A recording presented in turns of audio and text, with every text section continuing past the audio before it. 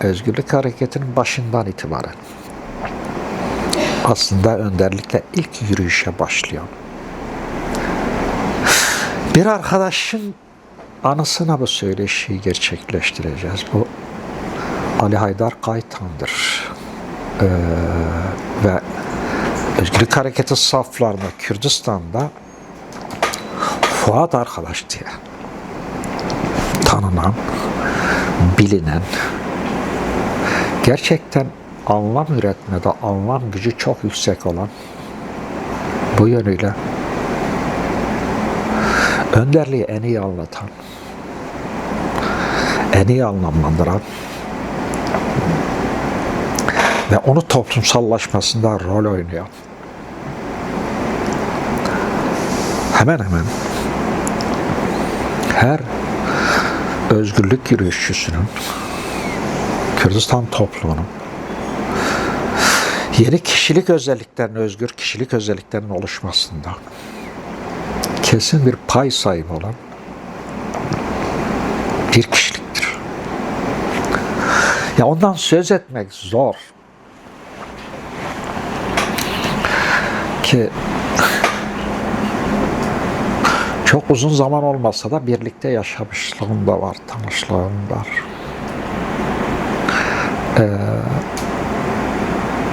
Gerçekten anlatmak güç. Anlatmak güç, anlatmak zor. O önderliğe anlam der. Anlam ve hissiyat der. Öyle tanımlar önderliği. Öyledir. Ama Fuat arkadaş da öyledir. Yani çok yönlü, anlam değeri yüksek bir kişilikten söz ediyoruz. Anlatması hem güç, hem de çok yakından tanıyan biri olarak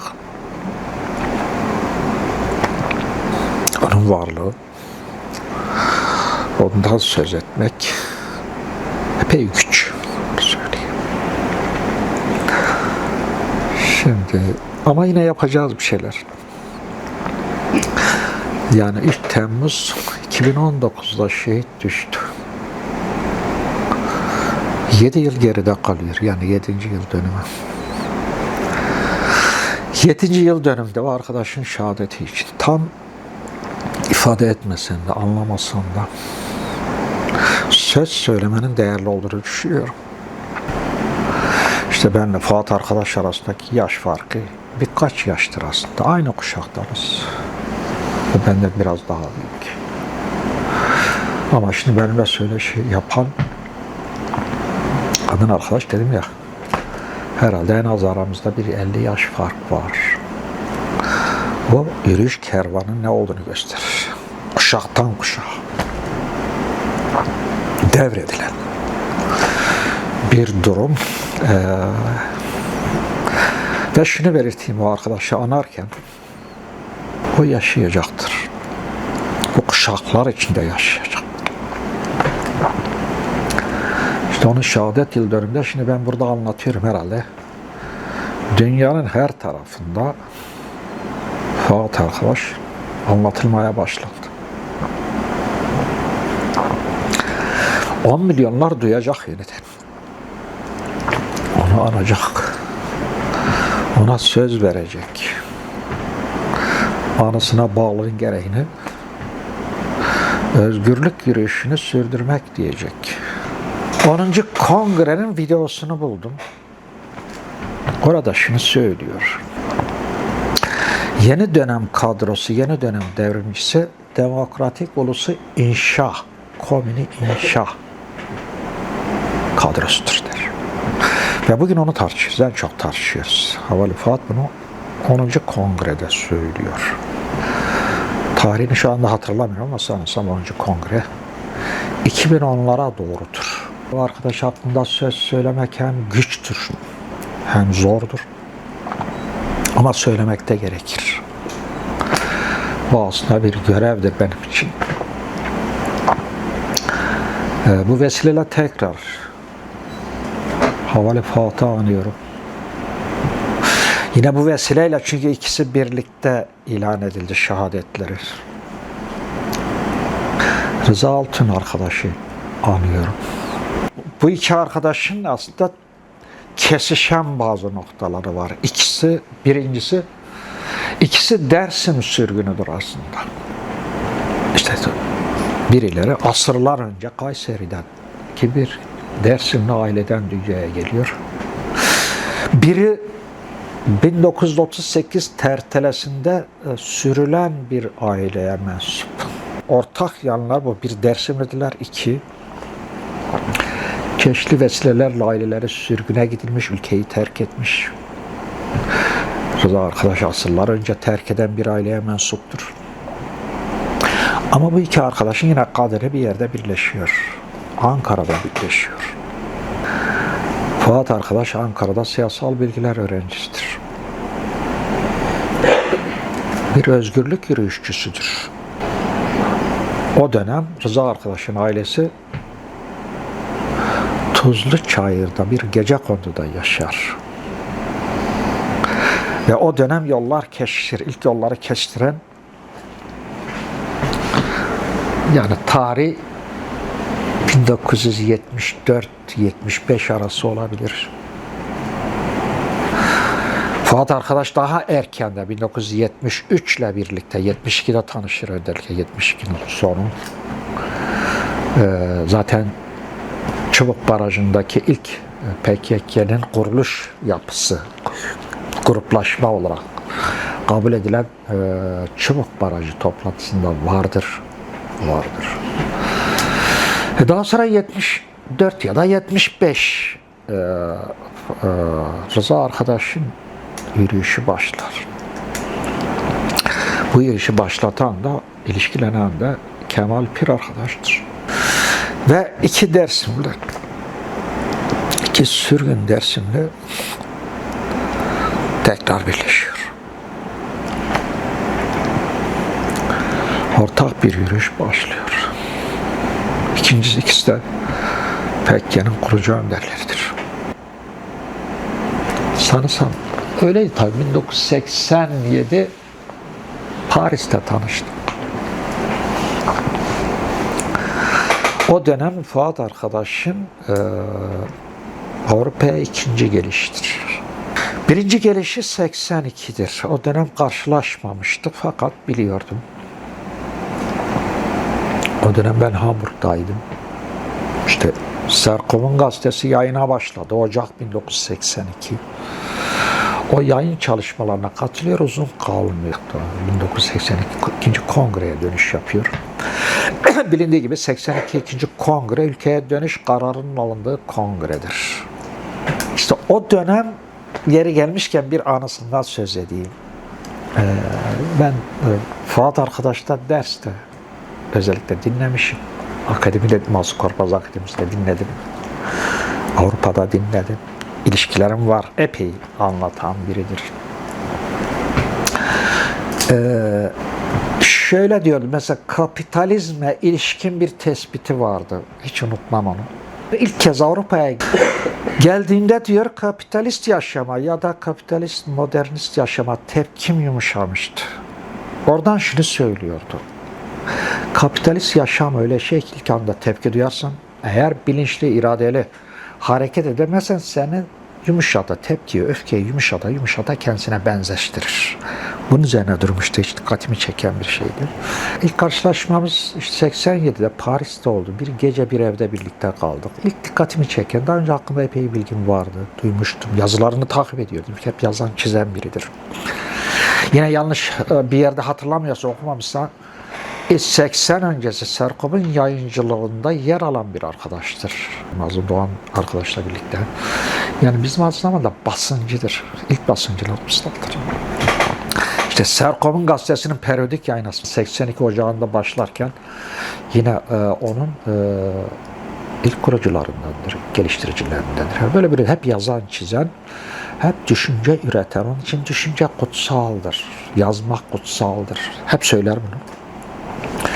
Yazan, çizen toplumlar hafıza oluşturur, bilgi oluşturur, karakter oluşturur, kimlik oluşturur, kimlik inşa eder der. Böyle bir özellikle. Orada işte ne sohbet ettik hatırlamıyorum ama elinde hep kitap vardı. Hatta bir ara yatağa uzandı yatıyor. Yatağın üzerinde böyle yüzü koyu yatmış da elinde kitap okuyordu. Öyle biriydi. Daha sonraki süreçlerde hep elinde kitap vardı. Kitapsız hiç dolaşmazdı. O konuşmaya başlayınca keyifle dinlersin. Bir şey yönü de var. Yani hem şairdi hem edebiyatçıdır, onu söyleyeyim. Hatta tanışmadan önce, karşılaşmadan önce Ben İnsandım şiirini okumuştum. Araştırmıştım kim yazdı bunu. Fuat arkadaş dediler. Ve oradaki arkadaşlara demiştim, yani bu arkadaş niye edebiyata yönelmiş, yazılarını da okumuştum. Bana şunu söylemişlerdi. Edebiyata yönelmiyor çünkü dergicilik yapmaz. Ben edebiyata yönelirsem parti bana onu yap der. Halbuki ben dergicilik yapmak istiyorum. Öyle demişti o arkadaş. Fakat bir konuşmasında, videosunda şunu gördüm. O sanatı, edebiyatı şöyle tanımlıyordu. Toplumun ruhudur. Toplumu yeniden kurar. En ciddi bir iştir. Ben kendimi ona layık görmedim diyordu. Edebiyatla, sanatla uğraşırsa dervişlik yapamaz gibi bir yaklaşım vardır. Mesela şiirlerini yazıyor, atıyor. Partinin eline geçmesin. Geçerse buna şiir yaz, edebiyat yap diyecekler. Önderlik şey demiş, çöpte toplayın. Bir sürü şiiri var, hepsi çöpte toplanmıştır. Kendisi de söylüyor. Mesela Ben İnsandım şiirini diyor. Anda duygu geldi. Ben İnsandım şiirini 77 olacak. İşte Haki Kararataş şehit düşmüş. Onun duygusal etkisi aldı. O dönemde Haki Kararataş şehit düşerken Antep'te. Kendisi Pertek'te cezaevindedir. Onun duygu etkisiyle şiiri yazıyor. Şimdi itiraz gerekçeleri. Aslında bunlar bir anlamda Kürt'ün itiraz gerekçeleri. Bir anlamda bunlar Dersim 38'e itiraz, Tertele'ye itiraz, soykırıma itirazdır. Şöyle bir söz var. Dersim'e sefer olur, zafer olmaz. Kürt toplumsallaşmanın özü çok diridir 38 öncesi. Çok diridir. Komünal yaşam çok etkilidir. Bütün alanlarda çok etkilidir. O yüzden 1935 işte Türkiye Büyük Millet Meclisi'nde Tunceli Kanunu, ismi değiştirilir, Tunceli yapılır. Tunceli Kanunu çıkarılırken yapılan konuşmada şu çok çarpıcıdır değerlendirmede. Bunu Atatürk söylüyor. Dersim bir çıban başıdır. Sökülüp kökünden atılacaktır. Bu çıban başı olan aslında Kürt hakikatidir. Kürdistan gerçeğidir. Çünkü Kürdistan gerçekliği kendisine en iyi, o günün koşullarını en iyi Dersim'de ifade ediyor. İşte ben de o kökendenim, bilirim oralara. Benim kendi ailemi de bilirim. Benim ailem de 38 hışmına uğrasa da komünal hayatı çok iyi yaşıyordu. Kişiliğimde epey özellikleri var.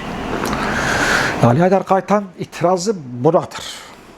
Zaten şey diyor, insan olan kimliğe saldırı varsa, itiraz etmiyorsa o insan değildir. Hakikat kimliğe sahip çıkmaktır. Anlayışı budur. Kürt vardır, Kürdistan vardır.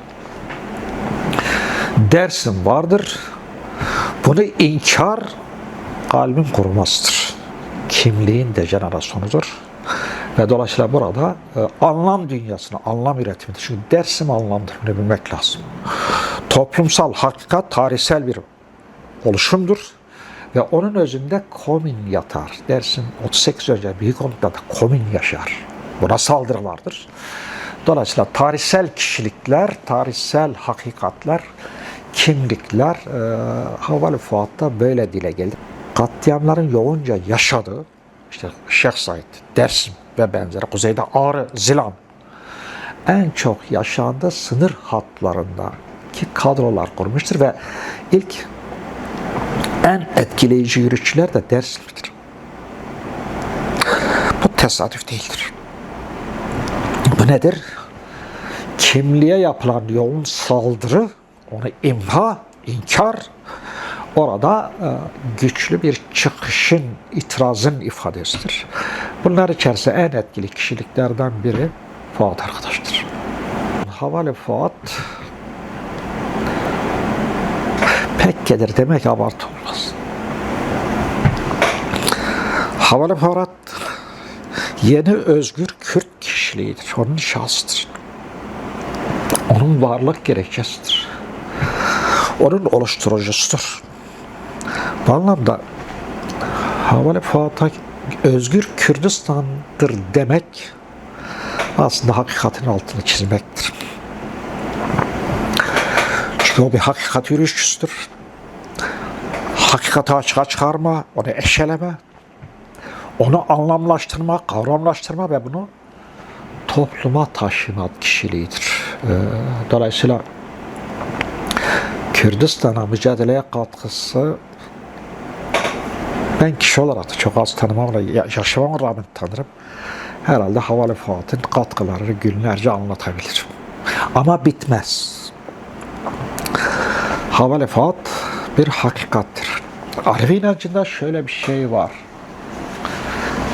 Havale ki bu Dersim hakikatinde var. İnsan ölmez. İnsan haktan gelir, hakikate yürür. Hakikate yürümek sırlaşmaktır. Var olmaktır. Başka bir köynekte var olmaktır. Yani başka bir yaşamda var olmaktır. Toplumsal harekette bunda varoluş haliyle doğan yeni özgür toplumda varoluştur. İşte Havale Fuat bu anlamda Kürt toplumuna sarılanmıştır. 87'de bilinir Almanya bir operasyon sürdürdü. 22 civarında arkadaş tutuklandı, yargılandı. O mahkeme de buna işte tarihte birinci Pekke davası denir. Düsseldorf davası da denir. Özel bir mahkeme o Bodrum'da, Düsseldorf'ta yapıldı. Kafesli mafesliydi. Özel inşa edilmişti. Orada yargılandı. Aynı kafesli yerde daha sonra 95, 96, 97'de ben yargılandım. O sıralara oturdum. Ve o dönem savunmalarını takip ediyordum. Gerçekten Dersim hakikatini, Kürdistan hakikatini ve kendi hakikatini muazzam bir savunuşunu yaptı. Çok etkileyicidir. Onlara çok girmeyeyim. Fakat bir anıyı, çünkü çok yaygındı. O davada Ali Çetiner ya da meşhur adıyla Gözlüklü Cafer diye bir itirafçı vardı. Zaten tutuklama onun etrafında gelişmişti. Şimdi 22 civarında arkadaş yargılan o tanıktır. İşte getirmiş sözü bana tırnak içinde tanık olarak dinliyorlar mahkeme salonunda.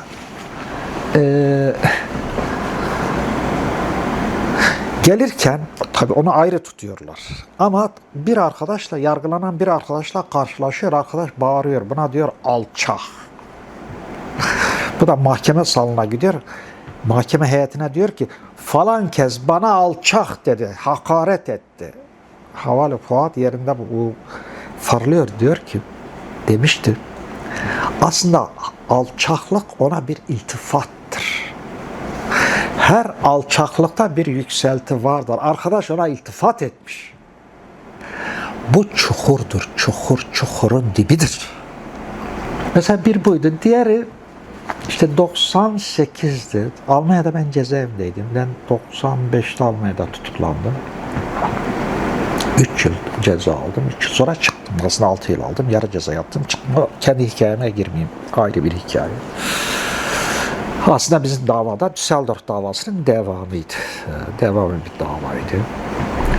Şimdi o dönem 97'de tekrar Avrupa'ya geliyor. Düzenleniyor. Ben çıktım cezaevinde. İşte bir eğitim devresi. Ben çok eğitim veren biriyim. Eğitim devresi var. Onu düzenledik. Havale Fuat geldi. Orada parti tarihi ve önderlik gerçeğini anlattı. Ayrıntı hikayelere girmeyeceğim fakat mütevaziliğini anlatmak için söylüyorum. Daha sonra gitmedik. Eğitim yeri bir Hollanda'da bir kamp yeriydi.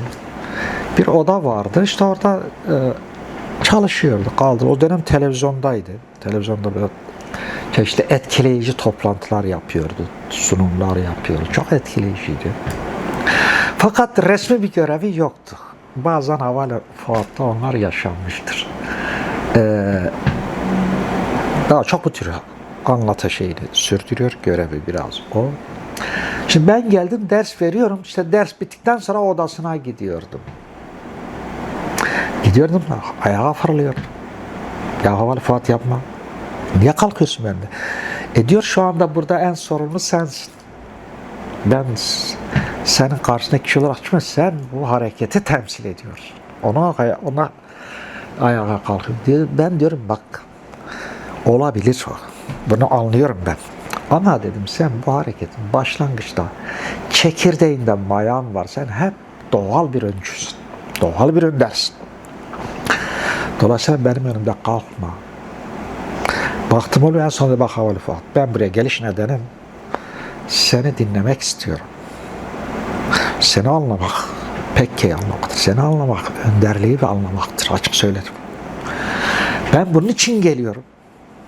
Eğer kalkarsan ayağa bir daha gelmeyeceğim. Dedi gerçekten gelmeyeceğim dedi. Dedi tamam kalmayacağım. Nedir bir sadelik, bir mütevazilik?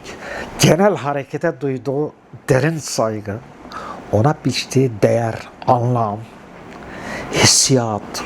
Aslında böyle bir kişilik. Anılara buradan devam edeyim. İşte 98'de önderlik işte bilinir Roma'ya geldi. O dönem oradaydı arkadaş. Yeri gelmişken onu vurgulayayım. İşte ben de önderlik Roma'ya gittim. 50 gün kadar önderliğin yanında kaldım. En son 16 Ocak 1999 bir cumartesi günü önderlik tekrar ayrıldı, Moskova'ya gitti. Moskova'ya giderken o dönem Havale Fuat başka biriyle, bir arkadaşla diyelim, Atina'daydı. Bana dedi ki ara dedi arkadaşları, onlar artık o dönem 6. Kongre devam ediyordu. Artık ülkeye gitsinler. Ben aradım, Atina üzere ülkeye gidiyorlar. Sonra duydum, uçakların Moskova'da aktarma yapıyor. O aktarmanda önderlikle gidip son kez görüşüyor. Havale Fuat. Özgürlük hareketinde denebilir herkes önderliğe bağlı ama Havale Fuat'la önderlik arasındaki yoldaşlık çok farklı. Çok özgün. Önderliği içimizde en iyi anlayandır, en iyi anlatandır, en iyi anlamlandırandır, en iyi verendir ve sonsuz bağlıdır önderliğe. O açıdan son kez orada gördüm. Yeri gelmişken bunu vurgulayayım. Kendisi anlatmıştı. Hatta ders anlatıyordu. Sanırsam Avrupa'daydı ya da Mahsun Korkmaz Akademisi oldu. Yer mekanı bilmiyorum.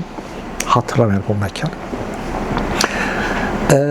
Şey dedi, işte benim bazı bizde işte yaptırım süreçleri olur, bazı şeyler işte şey alınır diyelim. Bir dönem yoğunlaşmaya alınır, şey yapılır. İşte yine Havale Fuat öyle bir yoğunlaşmada. Yoğunlaşma yanlış anlamasın, yani okusun anlasın bazen eksik yeterlikler. Biraz dinlensin aslında bazen. Çünkü Havale Fuat kendi ifadesiyle ki ben katılıyorum o düşünceye. Dersim 38'de biz geride kalanlar, ben de o ifadeye katılıyorum, biz kılıç artıklarıyız. 38 tertele kılıç artıkları. Dolayısıyla biz öfkeli insanlarız. Çok öfkeliyiz. Havale Fuat çok daha öfkeliydi. Bazen yoruluyordu, öfkeden yoruluyordu. Yani geri her şeye öfkeliydi ve şunu belirteyim. Pekke'de yeni red ve kabul ölçülerinin oluşmasında Havale Fuat'ın bu yaklaşımı çok büyüktü. Pozitif bir katkısı var. Çok çok büyüktür. Eski Kürt öyle hale gelmişti ki düşmanın dayattığını kabul ediyor. Kendi hakikatini reddediyor. Kürtlüğü reddediyor. Kürdistan'ı reddediyor. Toplumsal varlığını reddediyor. İşte yeni özgür Kürt'ün, özgür bir ülkenin, özgür bir toplumun oluşmasında, onun yeni ölçülerin, öze dönüş, onun yeni ölçüler oluşmasında, kabul ölçülerinin oluşmasında Havale Fuat'ın çok büyük değerleri var, büyük katkıları var. İşte böyle bir uygulama sürecinde, dinlenme sürecindedir. Bir gün önderlik geliyor, Şam'dadır. Diyor Fuat arkadaş git parti tarihini anlat. Mahsun Korkmaz akademiste diyor. Başkanım diyor ben hiç hazırlık yapmadım ki. Diyor havale diyor Fuat diyor senin hazırlığına gerek yok ki. Git kendini anlat arkadaşlara. Pekke tarihidir. Pekke'dir. Özgürlük Hareketi tarihidir. Diyor gittim bir şey demedim. Oturdum anlattım. Benim artık dinleme dönemim de sona erdi. Yani öz eleştirim kabul oldu. Pekke tarihi ve herkes diyor da en iyi anlatıydı. Evet, Havale Fuat Pekke'dir. Bunu bilmek lazım. Havale Fuat önderlikle tanışması 1972 sonbaharıdır. Önderlik cezaevine düşmüştür bilinir. Nisan ayında 72'de işte denizlere idam kararı verilir. Kızıldere olayı vardır, Mahir Çayanlar benzeri şeyler vardır. Yani 71 askeri darbesi 12 Mart. Bunun için siyasal bilgilerde bir protesto geliştirir. Havale Fuat kendisi de o protesto yürüyüşüne katılmıştır. Onu organize eden, önderlik edenlerden biri başkandır. O yüzden kendisi tanır başkanı. En son işte başkan içeri girer, 6,5-7 ay cezaevinde kalır. Cezaevindeyken denizler idam edilir. İşte o tekrar siyasala döner. Çünkü siyasal da önderliğin sınıf arkadaşıdır. Fuat arkadaş, onu bilmek lazım. İşte orada şey yapıyor, kendisinin ifadesi şu, önderliğe geçmiş olsun diyor. Bir iki cümle kullanıyor. Önderlik diyor biraz sohbet edebilir miyiz? Diyor 3-4 saat Ankara içinde turaladık. Bana dersimi anlattı, anlamı anlattı, insanlığı anlattı. Ondan sonra başkanla yürüyen bir kişiliktir. Ömrünün sonuna kadar yürüyen bir kişiliktir. PKK'nın kuruluşuna karar verirken Haki Kara'nın şehadetine verilen cevaptır. Yani PKK Haki Kara'nın için kurulan, ona cevap anlamında kurulan bir yapıdır. Haki Karar da biliyorsunuz PKK'nın ilk önder kadrolarındadır, çekirdek kadrolarındadır. Kendisi Karadenizlidir, Çorumludur. Bu da bugünkü Özgürlük Hareketi'nde enterlasım oluşur. Ve 52 küsür yıl sonra ki Haki Karar'la PKK'nın işleri aslında bir isyan örgütlenmesidir. Onu bilmek lazım. PKK bir isyan hareketidir. Niye? Kürt varlığını açığa çıkarmak, inkar, reddedilen varlığı açığa çıkarmaktır. O çıkarıldı ve en sonunda PKK 12. Kongresi'nde PKK kendini feshetti. Kendini feshederken bunu Havale Fuat ve Rıza arkadaşlara adadı. Havale Fuat ve Rıza arkadaş biraz geçmişteki vurguladım. Yani bu şu anlama geliyor. Çok anlamlı tarihsel bir veri. Çok anlamlı bir şey. Bir önder kadronun şehadetiyle Özgürlük Hareketi kuruyor. Varlığı açığa çıkarıyor. Varlığı netleştiriyor. Varlığı kabul ettiriyor. Ama 52 küsur yıl sonra o hareket toplanıyor. Yine bir kurucu, ilk önder, ilk yürüyen kurucuların anısına kendini feshediyor. Yeni bir döneme giriyor. Yani isyan kişiliğinden inşa kişiliğinin kararını veriyor. PKK'nın feshine de böyle bakmak lazım.